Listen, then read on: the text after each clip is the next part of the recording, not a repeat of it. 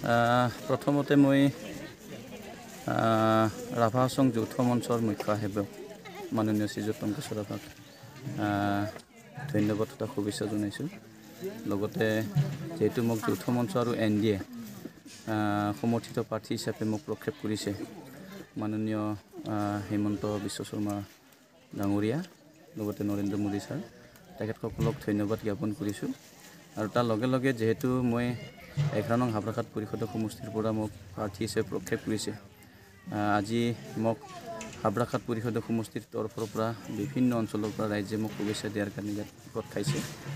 পোনপ্ৰথমে তেখেতসকলক মই শুভেচ্ছা জ্ঞাপন কৰিলোঁ।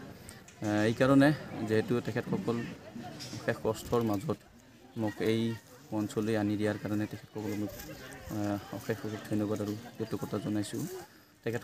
তেখেতসকলৰ অবিহনে মই আজি বিপুল ভোটত জিকি যোৱাটো সম্ভৱ নহ'লহেঁতেন। আজি মই প্ৰায় ৩,৯47টা ভোটত মই উইনাৰ হৈছোঁ। আৰু মোৰ বিপৰীতে যিটো কংগ্ৰেছ প্ৰাৰ্থী আছিলে তেখেতে 1334টা ভোট লাভ কৰিছে। মই বিপুল ভোটত যিহেতু 2619টা ভোটত মই ডিফাৰেঞ্চত মই জয়যুক্ত হৈছোঁ।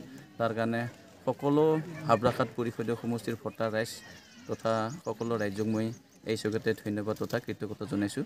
আহি থকা দিনত তেখেতসকলৰ সমস্যাসমূহ মই একেলগে তেখেতসকলৰ লগত সহযোদ্ধা হিচাপে কাম কৰি যাম। আৰু তেখেতসকলে নিশ্চয় আশীৰ্বাদ কৰিলে মই আহি থকা দিনত সুন্দৰভাৱে পৰিচালনা কৰাৰ ক্ষেত্ৰত মই আগবাঢ়িবলৈ সক্ষম হ'ম।